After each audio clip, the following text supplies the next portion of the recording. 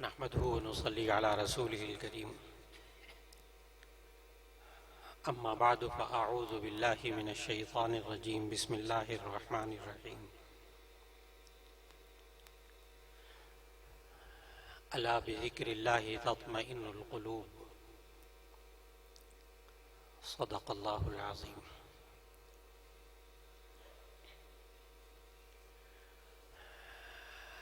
اللہ رب العزت نے انسان کو یہ جسم عطا فرمایا. اس جسم کے اندر مختلف اعضاء اللہ نے رکھے ہوئے ہیں. ان اعضاء کے اندر اللہ نے مختلف قوتیں رکھی ہوئی ہیں.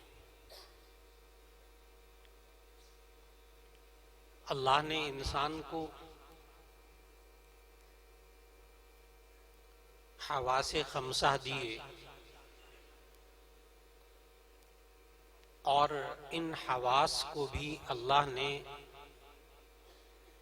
انسان کے جسم کے 5 اعضاء میں رکھا.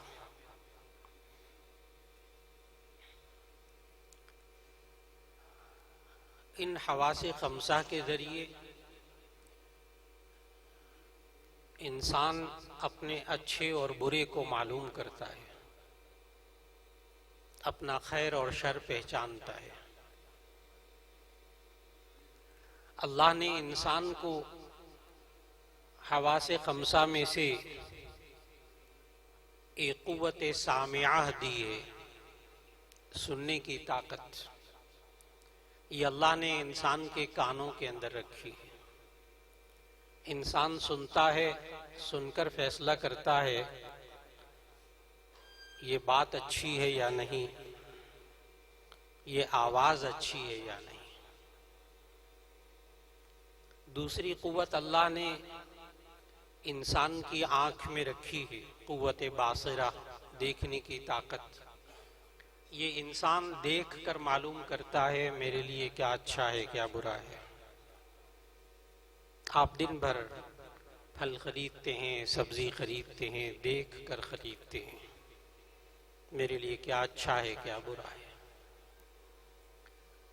اس انسان کو اللہ نے تیسری طاقت قوت شامہ دی ہے، سونگھنے کی طاقت. یہ اللہ نے انسان کی ناک کے اندر 2 غدود رکھے ہیں. آپ سانس اندر لیتے ہیں، اس ہوا میں خوشبو یا بدبو کے جو ذرات ہوتے ہیں وہ ان 2 خیشوم نامی غدود کے ساتھ ٹکراتے ہیں. وہ دماغ کو مطلع کرتے ہیں خوشبو ہے یا بدبو ہے. آج آپ نے بڑی اچھی خوشبو لگائی ہوئی، آج میرے کپڑوں میں سے پسینے کی بو آ رہی ہے.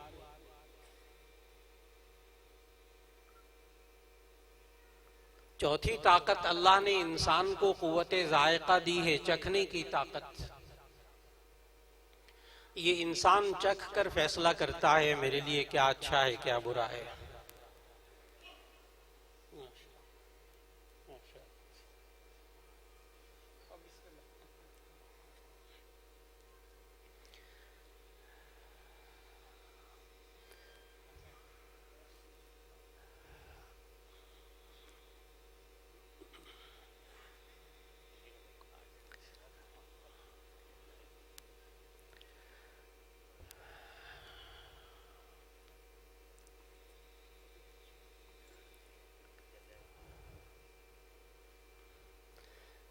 اس انسان کو تیسری طاقت اللہ نے دی، قوت شامہ، سونگھنے کی طاقت. اور چوتھی طاقت اللہ نے دی ہے قوت ذائقہ، چکھنے کی طاقت.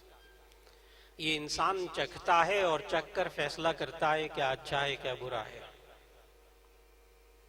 بے شمار مثالیں آپ کے ذہنوں میں موجود.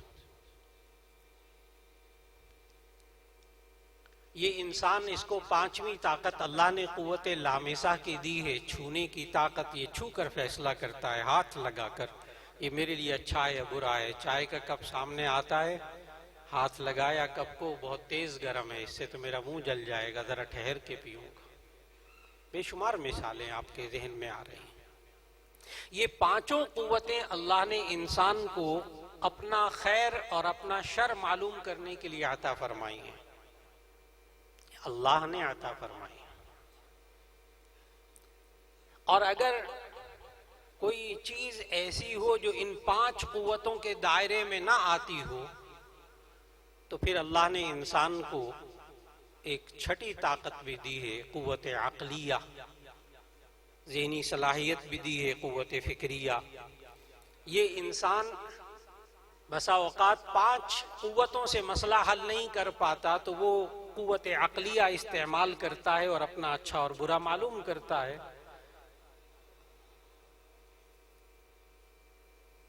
آپ یہاں آتے ہوئے کسی چوک میں کھڑے ہو گئے، اب ادھر جاؤں کہ ادھر جاؤں،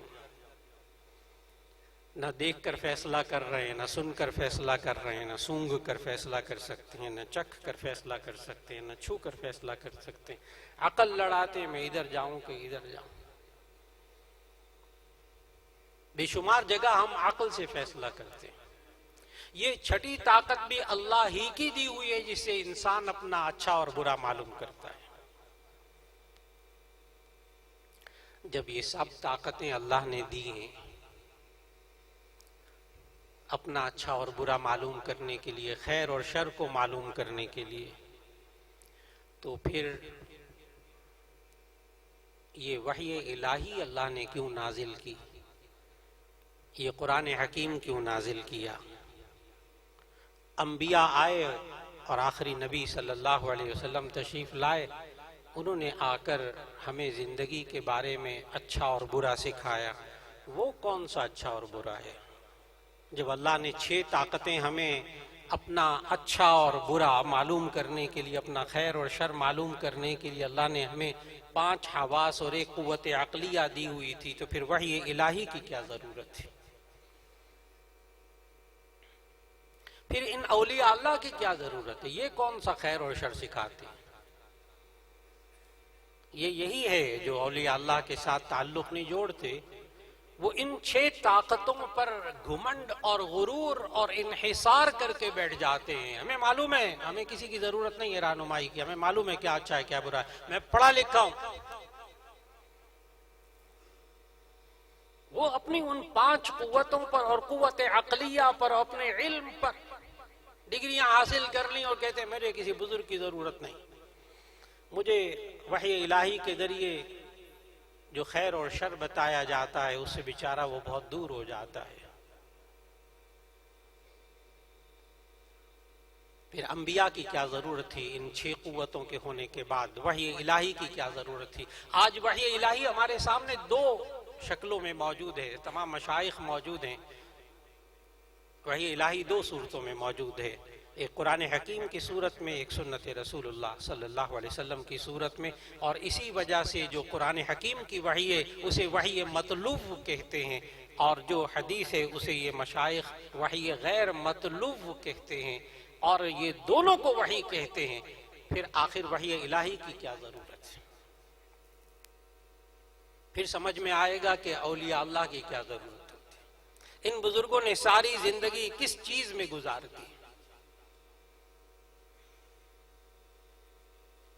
دراصل انسان کبھی کبھی سنتا ہے، سن کر فیصلہ کرتا ہے۔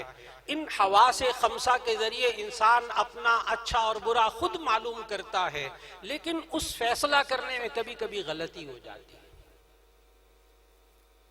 اس غلطی کی اصلاح ممکن ہے صرف وحی الہی سے۔ مختصر سے وقت میں بس اب اکابر تشریف لائے، میرے شیخ بھی تشریف لے آئے، اللہ ان کی عمر میں برکت نصیب فرمائے، ابھی وہ بیان فرمائیں گے۔ بس مختصر سی بات، یہ وحی الہی میں کیا ہوتا ہے، اس کی ضرورت ہمیں کیا ہے، یہ اولیاء اللہ کیا کرتے تھے؟ اس لیے کہ انسان ان حواس 5 سے کبھی کبھی کوئی فیصلہ کرتا ہے اور وہ غلط فیصلہ ہوتا ہے، اور اس کی اصلاح ممکن ہے صرف وحی الہی سے، آپ کے پاس اور کوئی ذریعہ نہیں۔ جیسے کسی انسان نے کچھ سنا اور سننے کے بعد کہا بہت کام کی چیز ہے، بس مولانا میں جب گانے سنتا ہوں تو مجھے سکون ملتا ہے، میرا ڈپریشن ختم ہو جاتا ہے، گانے سن کر سکون ملتا ہے، موسیقی سن کر سکون ملتا ہے، سن کر فیصلہ کیا۔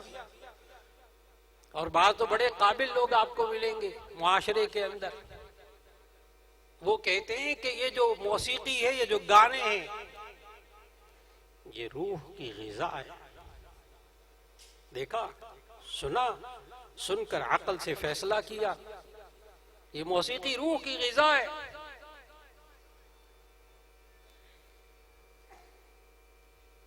ممکن ہے اس کے بہت علمی قسم کے جوابات دیے جائیں، اس پر باقاعدہ ریسرچ ہو چکی، پی ایچ ڈی ہو چکی اس موضوع پر کہ یہ موسیقی روح کی غذا ہے۔ بہت بڑے سائیکائٹرسٹ ہیں، سائیکالوجسٹ پروفیسر ہیں، انہوں نے پنجاب یونیورسٹی کے تحت پی ایچ ڈی کی ڈگری لی ہوئی ہے کہ موسیقی روح کی غذا ہے۔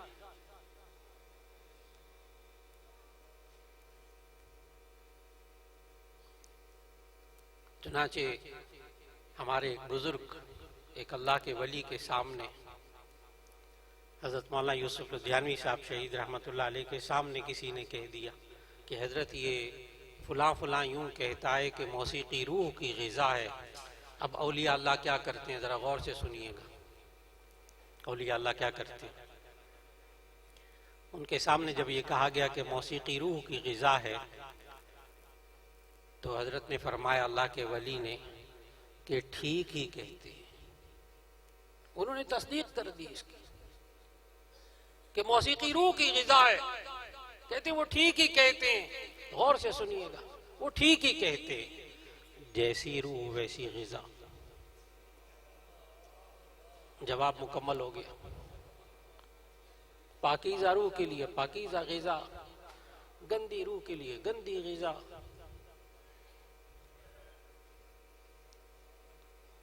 اللہ کے ولی کیا کرتے ہیں، اولیاء اللہ کیا کرتے ہیں، اس انسان کو وحی الہی سے جوڑتے ہیں، اس انسان کے عقائد کو بھی وحی الہی سے جوڑتے ہیں، اس کے اعمال کو بھی وحی الہی سے جوڑتے ہیں، اور اس کو ہلنے نہیں دیتے وحی الہی سے۔ یہ اولیاء اللہ کا کمال ہے۔ چنانچہ وہ پروفیسر صاحب جو پی ایچ ڈی کر کے فارغ ہوئے تو ایک صاحب کہنے لگے مولانا وہ بڑی ریسرچ کی ہے انہوں نے کہ موسیقی روح کی غذا ہے، تو آپ سے ملنا چاہتے ہیں۔ میں نے کہا تشریف لیا۔ کہنے کہ مولانا تھوڑی سی تیاری کر کے رکھیے گا کیونکہ اس کی ریسرچ بڑی ہے، وہ پی ایچ ڈی کی تھیسس، پی ایچ ڈی کا مقالہ اس نے لکھ دیا ہے اس پر، موسیقی روح کی غذا ہے۔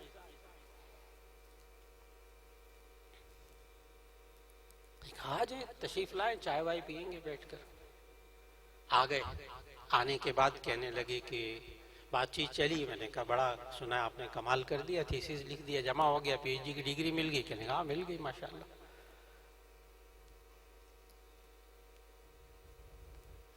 میں نے عرض کیا آپ کا موضوع کیا ہے؟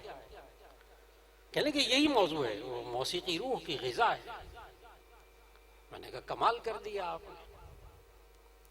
بس اتنا سا آپ ذرا تھوڑا سا مجھے بتائیے گا کہ آپ نے یہ تو ایک موضوع اگر دیا جائے تو اس کے ایک ایک لفظ پر تحقیق کی جاتی ہے، تو موسیقی روح کی غذا ہے، بس اتنا سا بتا دیجئے کہ یہ لفظ روح آپ کو کس نے بتایا، یہ جو آپ کا موضوع ہے۔ اب ان پروفیسر صاحب کے ساتھ شروع ہو گیا آہستہ آہستہ آہستہ آہستہ۔ میں نے کہا کہ کسی فزکس کی کتاب میں روح لفظ آتا ہے؟ کہنے کہ نہیں۔ میں نے کہا کیمسٹری میں لفظ روح آتا ہے کسی کتاب میں؟ کہنے کہ نہیں۔ میں نے کہا اچھا پھر بیالوجی کے اندر، علم حیاتیات کے اندر لفظ روح کسی کتاب میں آتا ہے؟ کہنے لگے نہیں۔ میں نے عرض کیا کہ پھر زوالوجی، علم الحیوانات، اس کے اندر آتا ہوگا؟ کہنے لگے نہیں، وہاں بھی لفظ روح نہیں ملتا، مجھے نہیں ملا۔ میں نے کہا اچھا پھر آپ نے جو M B B S doctor حضرات کو اناٹمی پڑھائی جاتی ہے، علم تشریح الاعضاء، اس کے اندر آپ کو ملا ہوگا روح کا لفظ؟ کہنے لگے نہیں۔ اور پھر اس کے بعد میں نے عرض کیا، میں نے کہا پھر اناٹمی کے بعد فزیالوجی باقی رہ جاتی ہے، تو فزیالوجی علم منافع الاعضاء جو MBBS ڈاکٹروں کو پڑھاتے ہیں اس میں لفظ روح ہوگا؟ کہنے لگے نہیں، اس میں بھی مجھے نہیں ملا۔ میں نے کہا میں آپ کو بتاؤں کہ کہاں سے آپ کو لفظ روح ملا ہے؟ میں نے عرض کیا صرف وحی الہی سے، اور کوئی ذریعہ آپ کے پاس نہیں۔ لفظ روح صرف انسان کو معلوم ہوا ہے تو وحی الہی سے معلوم ہوا ہے، قرآن حکیم سے معلوم ہوا۔ یسألونک عن الروح قل الروح من امر ربی۔ بس ان پروفیسر صاحب سے اتنا سا عرض کیا تھا کہ جس کتاب سے آپ کو لفظ روح معلوم ہوا ہے، یعنی قرآن مجید سے، بس اس کتاب سے پوچھ لیجئے کہ روح کی غذا کیا ہے۔ الا بذکر اللہ تطمئن القلوب، الا بذکر اللہ تطمئن القلوب۔ یہ اولیاء اللہ ہمارے دلوں کو غذا فراہم کرتے رہے۔ اللہ ہمیں ان اولیاء اللہ کے ساتھ جڑنے کی توفیق عطا فرما دے۔ وآخر دعوانا ان الحمد للہ رب العالمین۔